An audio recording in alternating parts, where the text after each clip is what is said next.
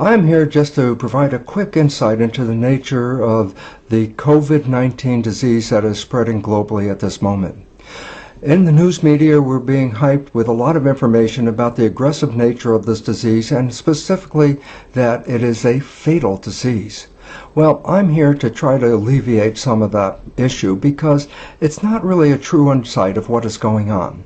So before I start, very quickly, what I'd like to say is, what is a virus? Well, in the biology belief, we define that a cell is actually, when looking and understanding the nature of the computer is simply this: there's a memory built into the computer that runs the program. But there's something also called a memory stick or a flash drive. And the memory stick is not a computer. It has no function other than it carries a memory.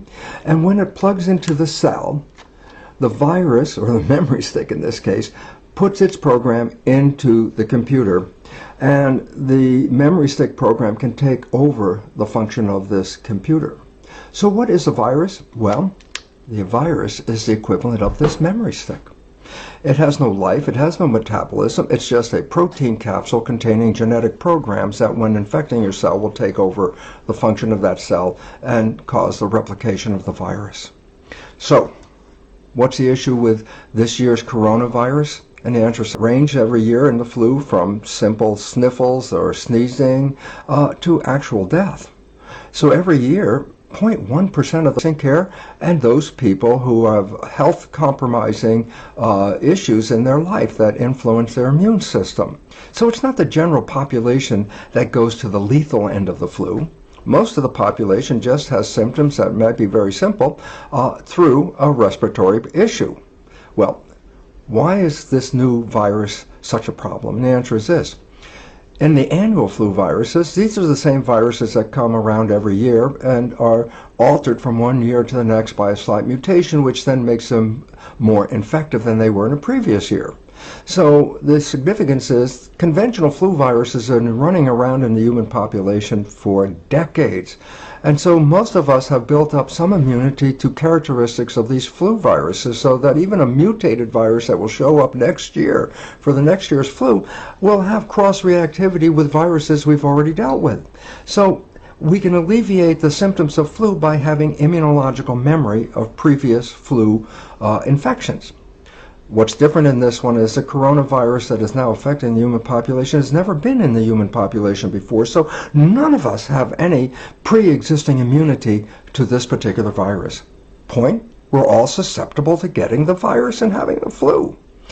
Yet, something's a little more different about it because without any previous experience, this virus is more aggressive than previous viruses. More people are going to get it because of lack of previous exposure, and as a result, also the symptoms can be much greater. So that we're finding in the current coronavirus, symptoms may range from nothing more than sneezing and coughing to full-blown respiratory problems.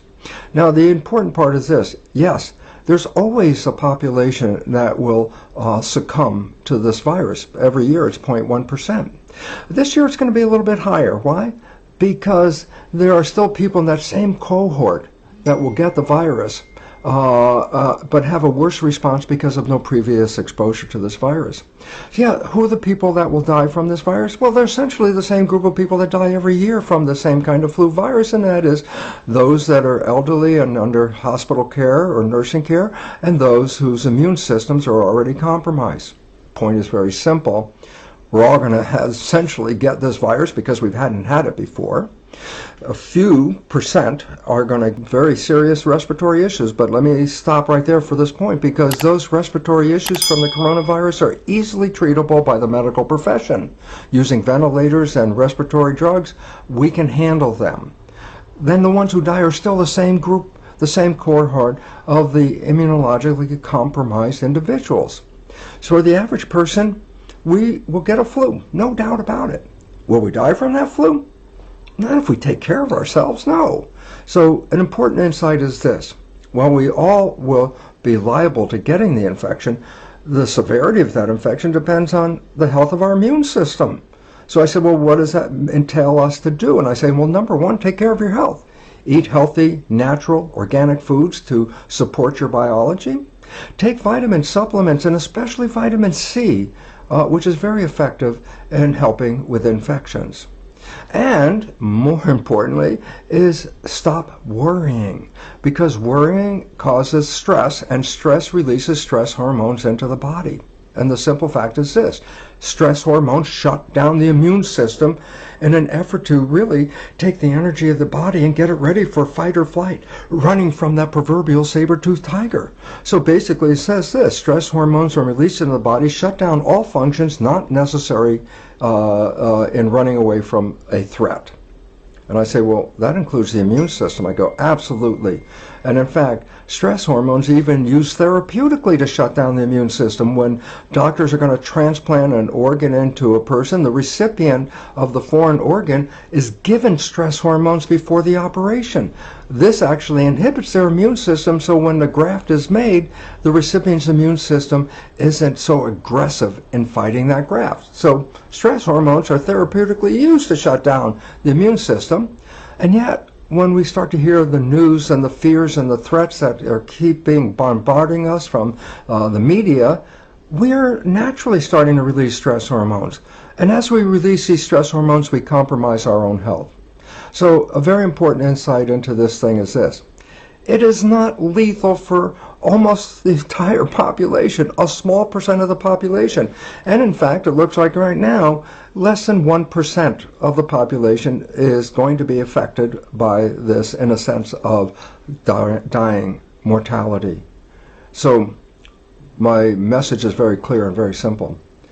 Most of us are going to get this virus, that's a fact.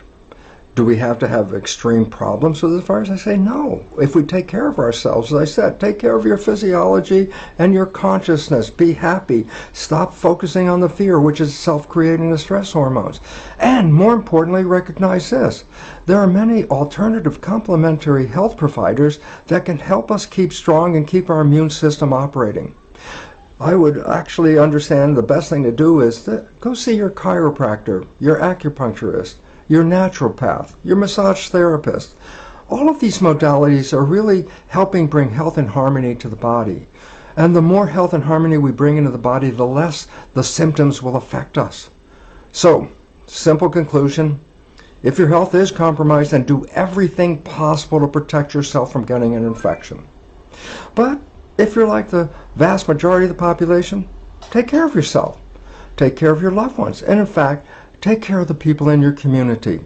Because what we're starting to recognize now is that health is not being supported by the government. Health will be supported by local community, which is part of our evolution. So if you're not working right now, good. Take care of yourself and see if you can help your neighbors. Because the more we help each other, the faster we will get through this.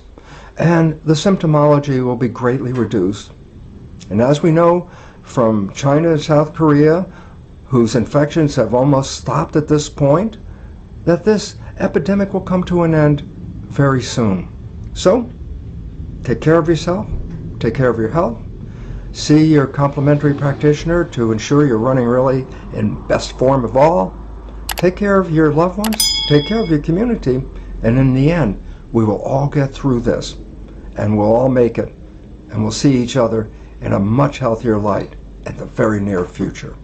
Thank you.